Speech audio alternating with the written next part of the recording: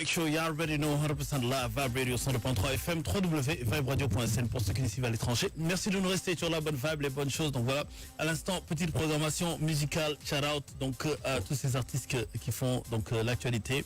Mr. Deep Dose, il était avec nous juste hier. Donc pour préparer donc le lancement donc de Crossover. Hein, bon, je dis lancement, hein, mais ça sera à l'émission. Inch'Allah qu'on fera ensemble, spécial listening avec Mr. Deep Dose, Mashup Displays, H the Best aussi, ñu ngi koy xaar. Ah, ci 1995 comme que joxe na date de naissance moom ragalul ay xaar fa xuufa waa gars yi sañoo yëpp am na solo. Vous l'avez entendu, donc Wave instant bi nii profiter de 20% donc de bonus dans les restaurants et aussi dans d'autres surfaces sans que ñuy dem Auchan ah pour jënd ay beignet ah ñu fay ko ak suñu application ñu am 20% de réduction ah gang that's what's up. Donc c'est simple, hein, du 28 février au 6 mars, promo spécial Wave, 20% de bonus dans les restaurants agréés, donc profitez jusqu'à 500 francs de remboursement à chaque paiement Wave. Donc voilà, pour bénéficier de cette promotion, effectuez un paiement marchand, scannez un code marchand ou bien faites scanner votre application ou carte Wave pour payer sans frais. Voilà, donc dans les restaurants acceptant le paiement Wave, les fast-food, restaurants, boulangeries, glaciers, même les grandes surfaces, hein, on l'a expérimenté tout à l'heure. Donc à partir de 2500 francs d'achat, donc vous avez 500 francs remboursés sur chaque paiement. En dessous de 2500 francs, c'est 20% de remboursé. Voilà, 20% donc du total. N'est-ce pas? Donc les avantages du paiement marchand hein, avec Wave, via Wave, donc vous payez sans frais. Normal, hein, vous utilisez votre application, bien votre carte et vous payez sans frais. Contrairement aussi au transfert, là où il y a toujours des frais, donc des frais de transfert. Donc avec Wave, il n'y a pas de frais de transfert, donc vous payez sans frais. Et à chaque fois que l'on paie, on gagne donc 1% remboursé automatiquement pour chaque paiement marchand via Wave. C'est intéressant, n'est-ce pas? Et plus de sécurité aussi, donc pas de cash, hein, pas de liquidité. Vous faites tout avec votre téléphone portable ou bien avec votre carte Wave. Donc des exemples donc de partenaires pour le paiement via Wave, donc le restaurant Alibaba, Pizza Time, Wonder Food, SFC, la Brioche Dorée, Jollof Chicken aussi, Low Price, Jollof Chicken et Low Price, donc KFC, Mamma Mia et tant d'autres comme Auchan. Voilà, ça c'était l'info. Le Gut Institute de retour, hein, toujours en train de travailler donc sur les industries créatives, dont je suis même membre, hein, moi-même, hein, Akson Wadi, en tant qu'ingénieur de son. Ils sont parmi nous ce soir pour nous parler donc de Suñu Talent. Alors, on rappelle que on offre des invitations pour la grande finale pour ce week-end. Les jeunes sont dans le bâtiment. On va déjà donner les questions à répondre. Donc, les différentes catégories de talents recherchés.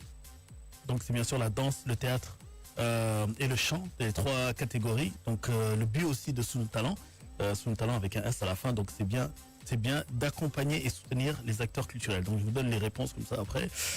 Ceux qui pourront appeler pour donner leur réponse aux questions pourront gagner des invitations.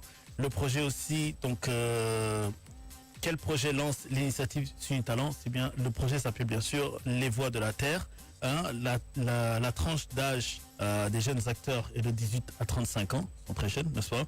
Le prix des lauréats, donc un accompagnement personnalisé pour la production et la diffusion de leurs projets au niveau national et international, qui a organisé bien sûr sur le Goethe Institute et la coopération allemande GIZ.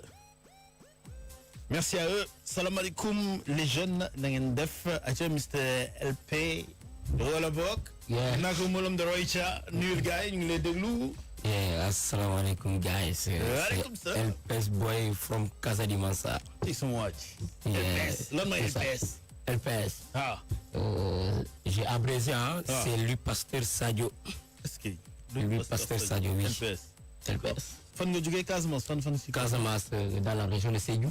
Ah Sédhiou nga jógee. Département de Goudomp, commune de Yaram Balante. Est-ce que alors am na solo yow sori nga Goudomp. L'autre nous vient de Fouta parce que micro bi mu wax. Salaamaaleykum. Waaleykum salaam. maa naka mu. oui ça va nuyu gars yi ñu ngi lay déglu. oui maa ngi leen di nuyu bu baax a baax di nuyu waa Vibe Radio. voilà di profiter di nuyu aussi les chers auditeurs. C'est un plaisir de venir aujourd'hui faire partie de vous. Je remercie aussi Suñu Talent de m'avoir offert cette opportunité Et voilà. am na solo Mr Thiel l'esprit. Yeah. moom xam nañ la moom. taal wu sëb ma nekk. ah mais naka la nga gisee. waaw trop. wax la waaw gars mais gis nga ñun moom xam nga. déglu. c'est Thiel l'esprit finaliste du jeu concours suñu talent. di nuyu auditeur ak auditrice Vibe Radio. am na solo xam nga la nouvelle son le nouvel son du moins 102.3. waaw di nuyu waa Thiès di nuyu sama team Xat Xool gang waaw. noonu lay demee. Aïcha Bibi what's up style salaamaaleykum. Salaamaaleykum tout le monde. Salaamaaleykum auditeurs yi ñuy déglu. It's your boy PB Style. From Bignona. From Ziguinchor. ah bon. Vas-y. fan ci Bint. Château d'eau. yow yaa ngi suñu koñ. est-ce que. Château d'eau am na benn boîte bu tudd noonu la tuddoon sax. le daje non nu mu tuddee ci waay. le jardin. Le jardin. oui foofu ba léegi. Ça appartient à mon père. non. Ouais. ah oui. sérieux. Sérieux, ouais. kon de nii baalu ak paa bi. daaw li fa def. le jardin yàgg nañ fa baale ah. donc c'est vraiment la culture qui est au rendez-vous ah suñu talent nan ngeen def ba bokk suñu talent. te yow nan nga def. ba Thiès parce que là vous êtes les finalistes. Les finalistes, n'est-ce pas? il y a LPS de Sédhiou, Omar Fouta de Saint-Louis, Pipi Style de Ziguinchor et moi je suis de Thiès.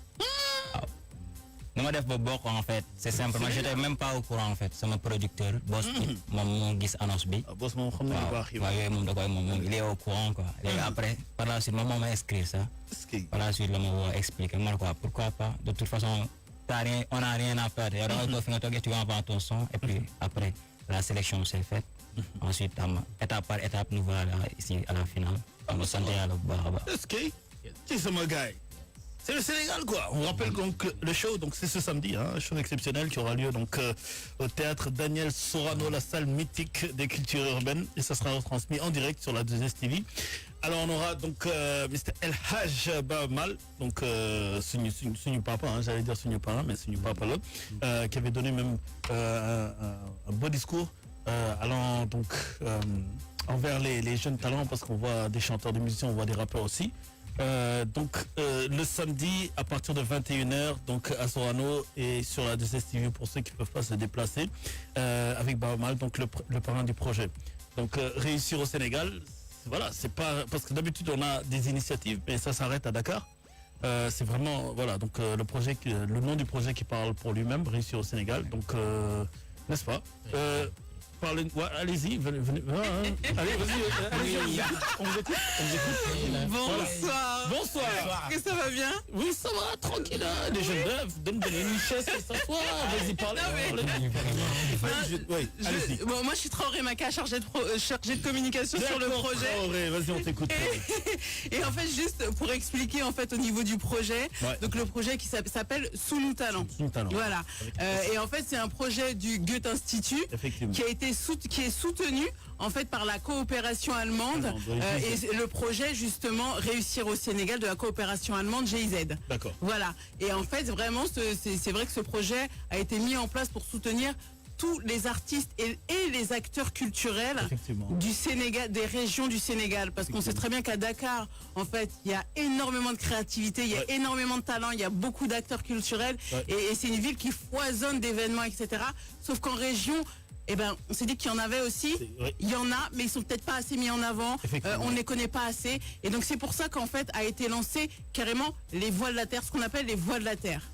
Et en fait, dans les Voix de la Terre, on a Sous nous talent et on a Culture au Sénégal. Culture au Sénégal, c'est une plateforme sur laquelle en fait on peut retrouver toutes les initiatives des régions, tous les festivals. En fait, on y référence tous les festivals des régions, que ce soit pour les acteurs culturels, mais aussi pour, je sais pas, pour un touriste qui souhaite aller en région et qui se dit, mais j'y vais en mai prochain, qu'est-ce qui se passe, je sais pas, dans telle région. Voilà, c'est ça. Et donc, en fait, il y a ces deux projets-là. Et donc là, vraiment, on est sur Sous nous talent, parce que la finale, c'est samedi. Et ces artistes que vous voyez là ont travaillé vraiment dur. Depuis déjà qu'ils sont arrivés sur Dakar, donc la semaine dernière, ils sont en résidence en ce moment au Grand Théâtre. Ils font que travailler tous les jours. Là, c'est la pause en fait. Là, la radio, c'est la pause. Là, non, mais on va les faire travailler aussi. C'est quoi cette histoire là? Ils sont pas venus ici pour. Non, il n'y a pas de pause. Hein. Vous êtes venus ici travailler juste avant de partir. Madame de travailler, d'accord. Donc, juste le programme de ce samedi, parce que c'est vrai, voilà, encore, effectivement, ces artistes sont en finale. Tout à fait. Ils ont travaillé dur et longtemps pour arriver là. Tout se joue ce samedi. Comment est-ce que ça va se passer? Juste pour donner un peu le. Ça va être juste incroyable. Parce que tu vas aller demander. Non, nous on vient pour. Mais vas-y. Non, mais eux ils sont là. Ils se connaissent depuis un moment parce qu'ils ont fait déjà des résidences en région cet été. D'accord. En fait, donc ils se connaissent. Et là, ils se retrouvent en résidence donc au Grand Théâtre. Ils se retrouvent, ils travaillent.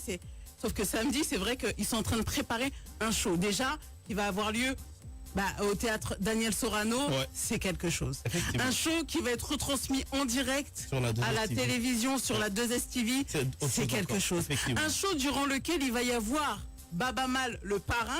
Et en fait, tu l'as bien dit tout à l'heure, Baba Mal, c'est quelqu'un justement qui souhaite mettre en avant justement les talents des régions. Et c'est pour ça que c'est le parrain de Sous Nos Talents. Parce qu'il a vraiment la même vision en fait que nous. Donc il a été choisi comme parrain. Donc ils vont partager aussi la scène de Baba Mal parce que Baba Mal va également être sur scène. Avec eux-mêmes. Eh ben, c'est pas possible. C'est une surprise. Non, la surprise est gâtée. Ah voilà. Si vous venez pas, vous n'allez pas trouver ça.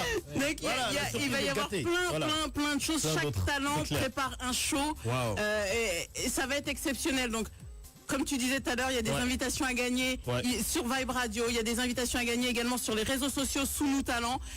Et puis si vous n'avez pas d'invitation, ce sera à la télé, sur la 2S TV. L'année prochaine, on va mettre une télé à la porte pour ceux qui n'ont pas d'invitation. Mais rappelez, et voilà, les questions sont simples pour vous permettre de mieux maîtriser le concept, savoir de quoi on parle, n'est-ce pas? Donc les voix de la terre, merci beaucoup.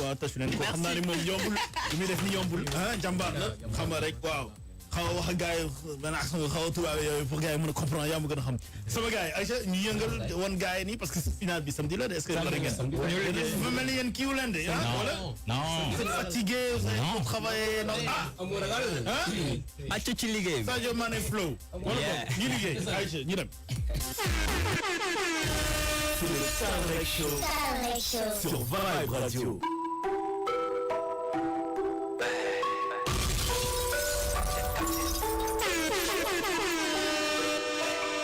C'est le Talrec Show sur Vibe Radio.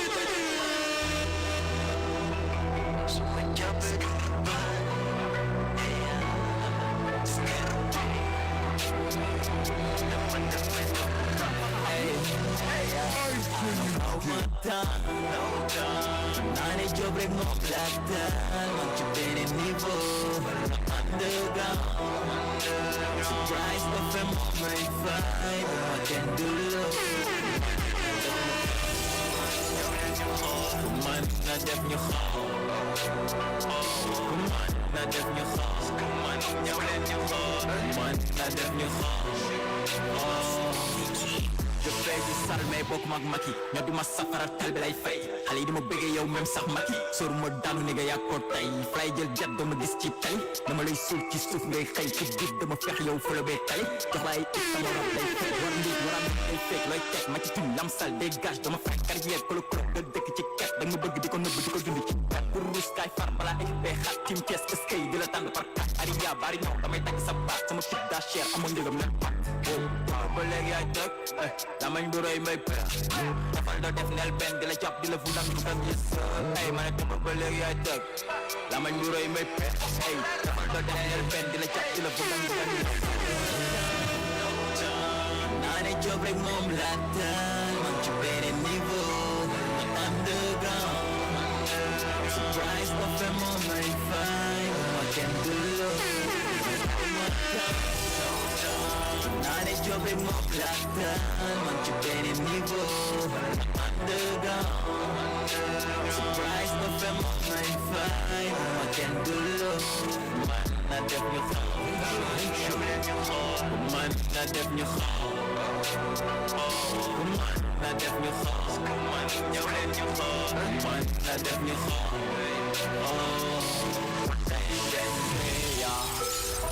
man su ma jàppee du ma bàyyi ay moytu leen man dama demee doo ma fay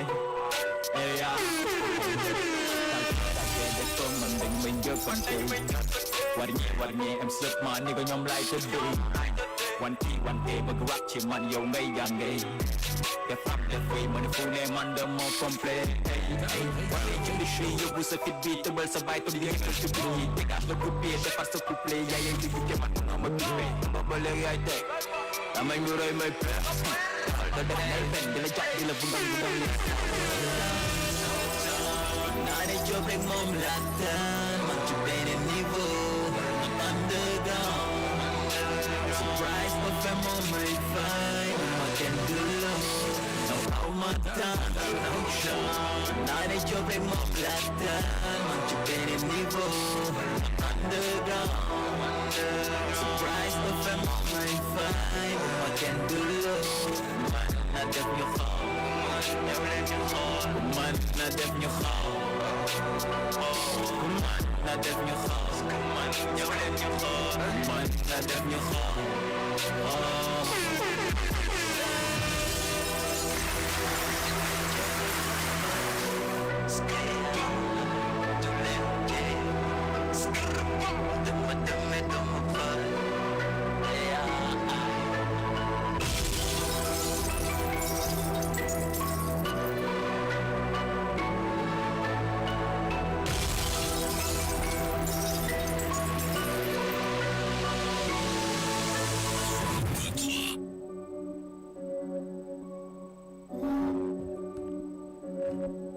Yes.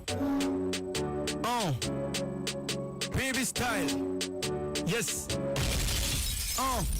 Jaratul na ba to fist fire bi tal ko ñu gis gumba nga ne nga do gis waaye dégg nga noddu te miis man may ki feel ak nëbb ma junj la fëgal sa dënn halal ma yoon bi ma ñëw ma joolaa bi nga tamul dënn mënatuma dab di nga dëgg lamb ci di flow baam to the sound dem la gën a gaaw mënatuñu kaaw sa bénéfice nga ñàkk ni nga mënatuñu kaaw benn boy wane junni style we don't care ba sama team dañu bari work duñu bàyyi mini bi check pass temps we make money nigga boy duñu gën a door we back to the business to blow we back to the business to prove a jolo ka jand ak na manje jaay ka ramba ka wàññe ma ngi sama town di tech boy ni Lewis Hamilton first class bi my king game bi laa def sama surki kenn down sama record boy am buy dem nañ diiru di dem Ferrari boy captain lead of the game they call me Ferrari boy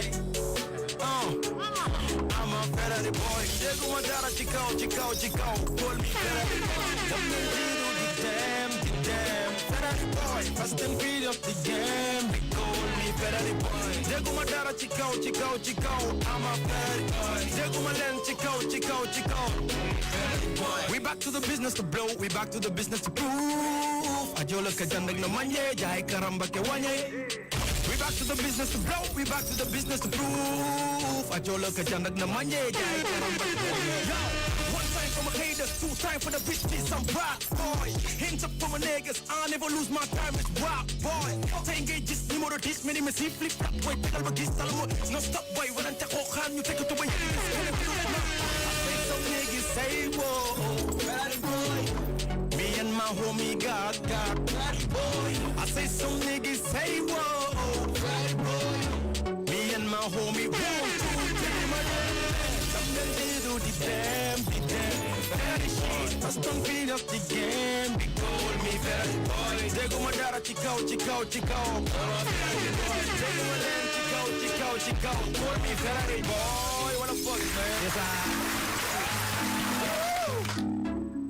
c'est le Talrec Show sur Vibe Radio. Le Talrec Show. Merci beaucoup à tous les femmes du monde entier. One love, best boy, never get up in money. What my nigga?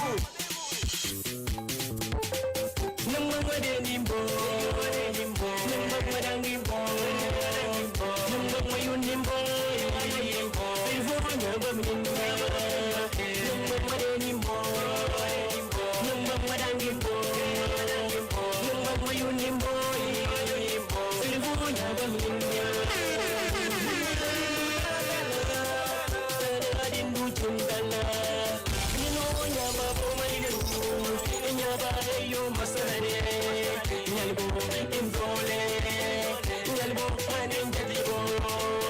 Yali bo fani nyobali boy nyaba bambatu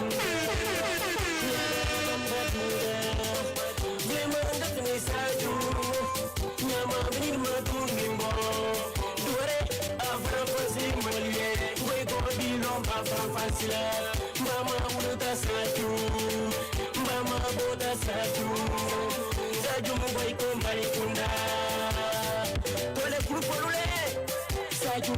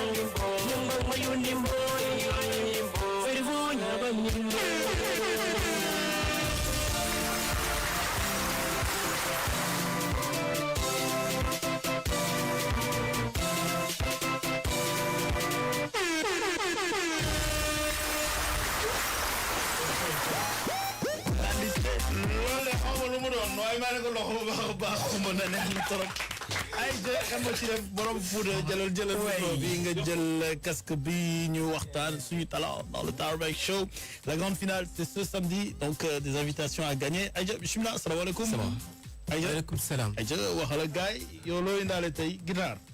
Oui, guitare la indaale. Aïja xoosal ñu xool ñu xool ci joxe Aïja bismillah. Tarbac Show.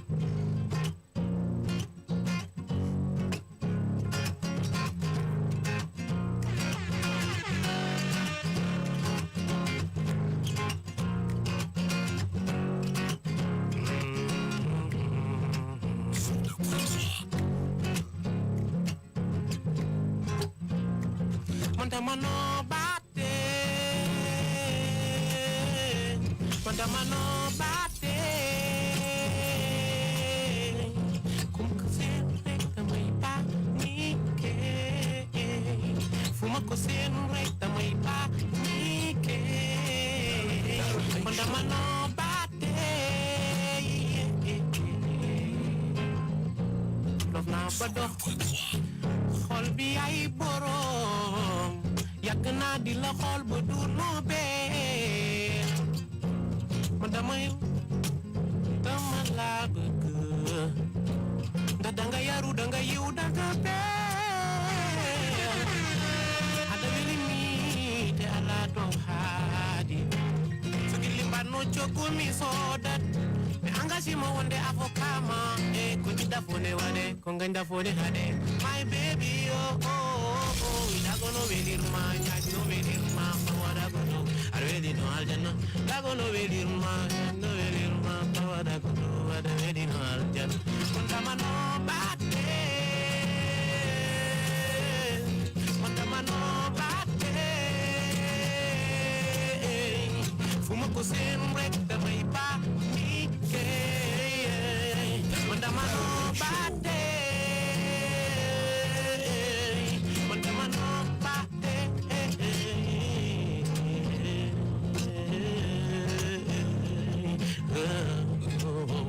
Vibe radio lai wai Vibe radio lai wai Vibe radio lai wai Vibe radio lai wai Vibe radio lai wai Man vibe radio ni lai wai Vibe radio Hey ma wait hey ma Sel kay raket Rew mi ngi len di coow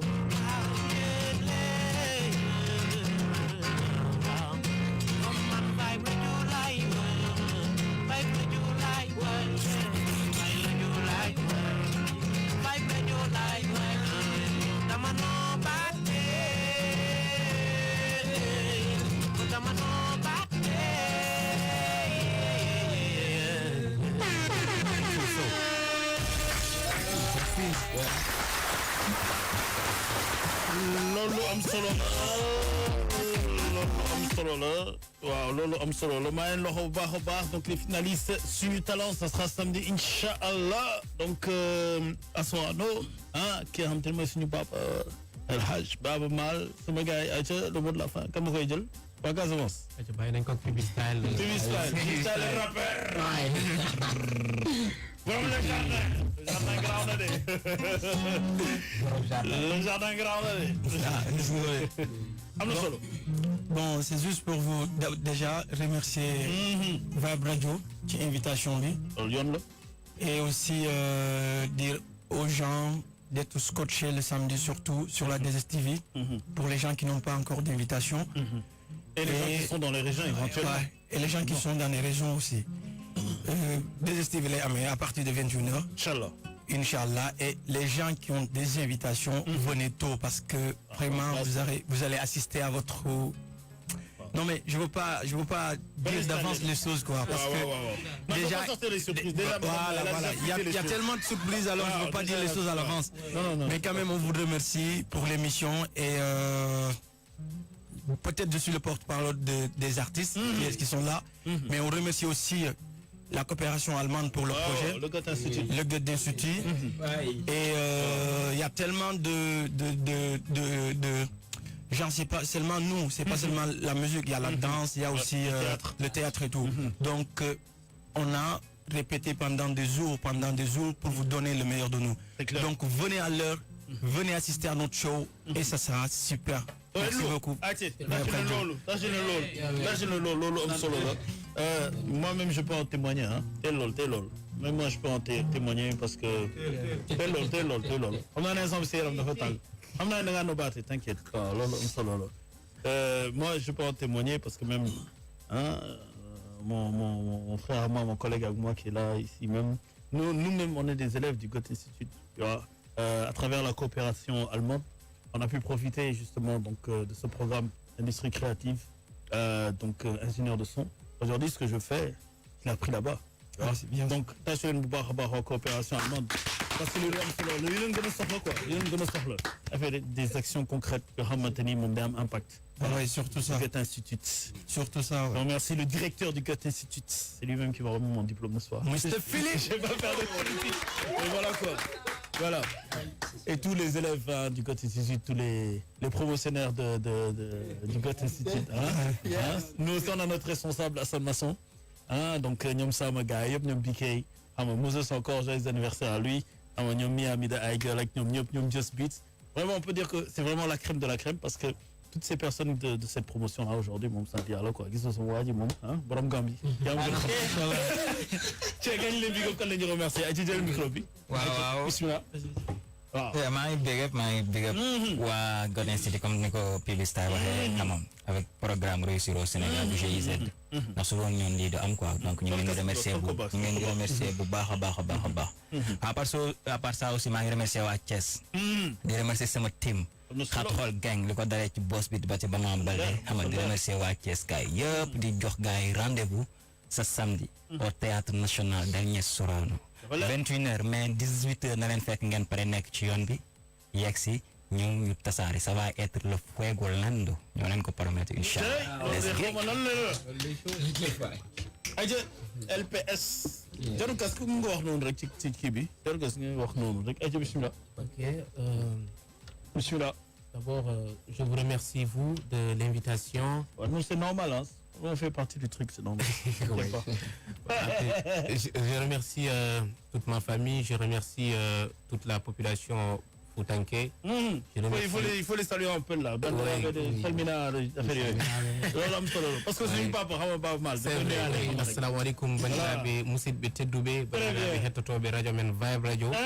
On fof on weltanama no feewi no feewi ɓinguel gon Oumar Fouta ene salmina on ene waɗa on remercier et soutien mo mbaɗan toon kamo vraiment yo Allah yobon on est ensemble et je remercie aussi la population saint-louisienne voilà et tous ceux qui sont derrière nous qui nous accompagnent depuis le début le manager Ahmad etc Lim Djoum donc merci à tout le monde et toute la famille Tal côté de Saint-Louis woyina de ñakaasmas Allah ba gin LPS man zumba ndani ñaba Allah ba gin Vibe radio. Je vous remercie beaucoup pour l'invitation. Sans oublier la coopération allemande et Good Institute. Nyadba bepagi abdo di nurunya bufundi jeunesse mondato bi Sénégal mondato bufundi pour ñananto agidi. Koné bansak pa samedi ba bindé le 5 mars. Jalma LPS ban zanda ba a tout moment aba 18h wala 17h. Man nga am place imam ñani concert ba ginangi ak maram ba xol mbang woda dana ñu liggéey et puis xamna ce jour de am ay pala yo xamantene ka farfara do kon fa ma yow ma def am na solo lu yara de talent parce que lu ma defoon Podor léegi na yokkaat quoi li nga defoon Podor lu ma defoon Podor da nga dem Podor toj fa mais fii nii fi Dakar dina leer nañ parce que dañu am ndox am na solo parce que écoutez am nañu ndox dëgg leen baax am nañu omo ah fo bere moo des rek taal ba mu leer nañ merci beaucoup. La finale, donc c'est samedi et tout au long de la semaine, nous offrir tickets. Donc les invitations pour venir au grand show. On remercie encore une fois le Goethe Institut et la coopérative allemande. Et bien sûr, donc tout le staff derrière, donc Soumis Talent, les voix de la terre.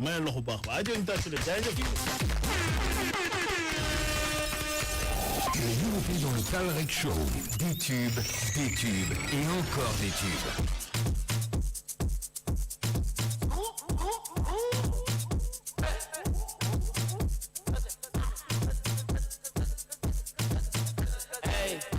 C'est le Talrec Show.